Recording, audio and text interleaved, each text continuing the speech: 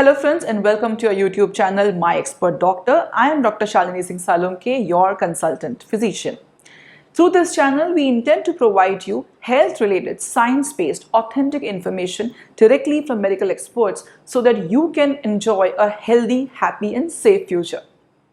Today we are going to discuss about a very important topic which is very common in summer season. Yes, we are talking about food poisoning.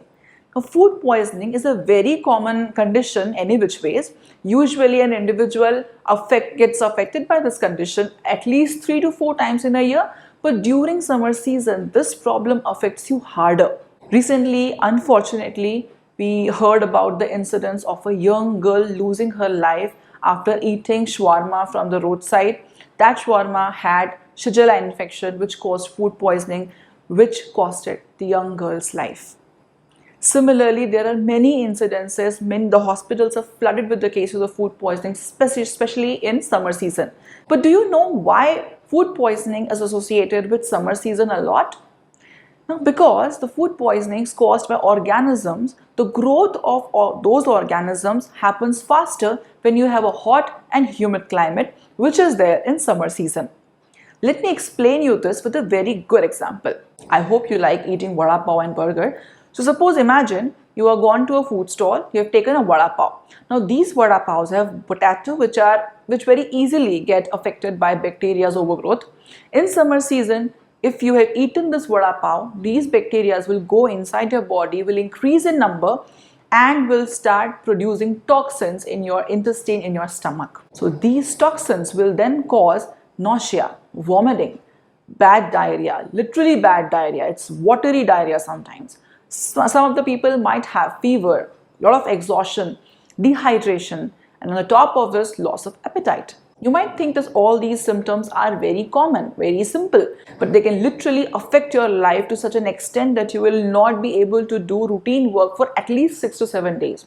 That would be a loss of your productivity for 6 to 7 days, right? No one wants to get affected that badly. So it is very important for us to understand how to avoid food poisoning so that we don't have to lose our productivity that much, right? So in today's video, I'm going to tell you some important tips and tricks to prevent food poisoning, to eat good food which affects you positively, not negatively. Now let's quickly understand what are the ways to prevent food poisoning. These are scientifically proven ways, so hear them out. Number one, you have to maintain cleanliness and hygiene while handling food. Whether you are cooking it or you are serving it to other people or you are eating it, your hands should be properly cleaned. Your utensils with which you are cooking, the food that the raw material that you are cooking and the cooking surface itself should be cleaned properly before using. Then, whenever you are eating food or you are cooking food, or after cooking food or after going to washroom or touching anything which is dirty, you should wash your hands with soap water properly. Then the raw vegetables or fruits must be washed under the running tap water, and then after that take a big container, fill it with water, add some rock salt or some vinegar to it, submerge your vegetables or fruits into it for some time, like say 10 to 15 minutes, and then wash it properly again and use it. This way you will kill all the possible bacteria or parasites which are probably there in the raw materials or raw vegetables or fruits. After doing that, you must understand that you should cook your food properly. Never eat anything which is uncooked or which is not properly cleaned and cooked. Apart from that, one of the most common ways of acquiring these food poisoning is consuming fruit juices or old cut fruits from the food stall or the food corners. Whenever you are eating fruit, you must cut it freshly and consume. And if you are trying to have juice, make it at your home after cleaning the fruits properly and then consume it. These fruits get contaminated very quickly because they have good amount of sugar in it. Hence, if you are sure that the food has been cut in front of you and the juice has been made in front of you, that too with properly cleaned things and everything, then only consume it outside. Otherwise, make it for yourself at home. If you want to travel with it, then convert that juice into the chips, ice chips, refrigerate it properly, and then use it. Now regarding your water should be purified properly, or you should use the water after boiling it. That kills most of the bacteria and viruses.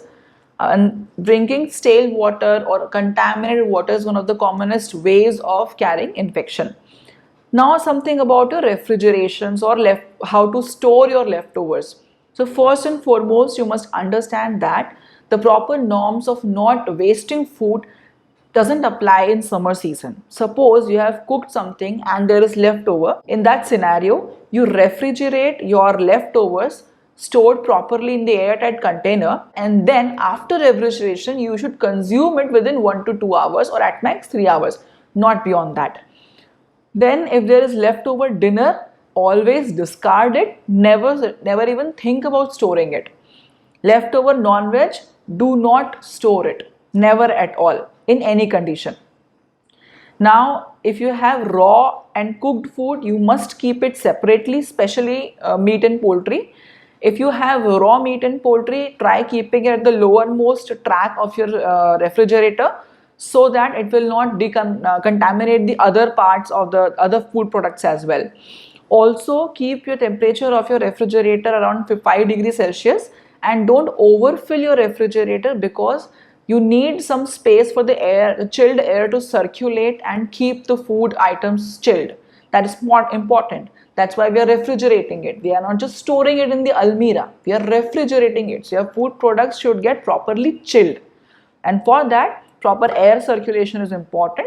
So don't just keep your refrigerator stuffed all the time. This is a very common practice which we usually see at our places. Don't do it. If you are not sure about a place, for their hygiene, for their food safety norms and everything, don't eat over there, at least in summer season. If you really want to eat food outside, go to some better places. There is another very good thing that you can do. Try cooking all those stuffs at home. Probably you will come to know that you are a very good cook or a chef. So give it a try. Cook all those vada pavs and burgers and other stuffs at home. Now suppose there was an unlucky day and you slipped and you ate something which was contaminated. Then what to do? If you develop any of the symptoms of food poisoning, as I have told you, fever, nausea, vomiting, loss of appetite, diarrhea, dehydration, exhaustion, abdominal pain and cramps, then what you should do? There are certain group of people who should definitely go and see a doctor. Let me tell you about these people first. Number one, if you are aged more than 60, if you have recently given birth to a child, if you are pregnant, if you have underlying conditions like kidney, heart, other problems, cancer problems maybe, then if you have a weak immune system, you contract diseases very frequently, then if your symptoms are not improving beyond 3 to 4 days, if you have persistently high grade fever, if you have frequent vomiting, diarrhea and probably some blood in the stool, if you have sign of severe dehydration like reduced amount of urine, dark yellow urine, or you have dry tongue, dryness in the mouth, lip cracking, if you have sunken eyes or loose skin or dry skin, if you have all these symptoms, then you should definitely see a doctor. If your oral intake is very poor, you're not able to eat anything, please, the first thing you are requested to do is go and see a doctor. If suppose you have mild symptoms, then there are certain things you can do at home to manage your conditions. What are these? Number one, avoid spicy, oily and solid food. Instead, try bland and easy food, which are easy to digest food, like your buttermilk, khichdi, mashed potatoes, rich source of nutrition, light to your stomach. Try them out. Then consume more of liquid. Even if you're not feeling like eating anything solid, keep taking liquids continuously, like coconut water, fresh water juices and many other things like that. That will cover your water loss. Then eat in small quantity but frequent meals. Suppose in the morning you are taking only 1 katori of dal khichdi, you can skip some time like for 1 or 2 hours and then again eat it. For ORS solution, every packet of ORS or oral rehydration solution has the quantity of water to which it should be added. Read it properly, number one. Then whenever you are preparing, use boiled water which is cooled and then add the ORS sachet to it.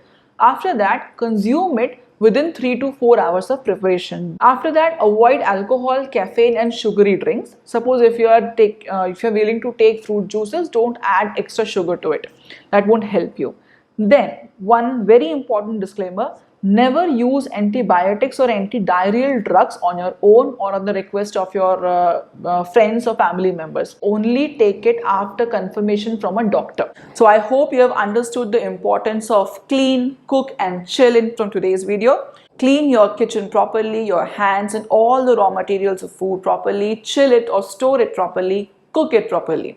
And then you can avoid food poisoning, I'm sure of it. I hope you enjoyed today's video. Keep watching this channel. I'll be back soon with some interesting videos. Till then, stay safe, stay happy at your place.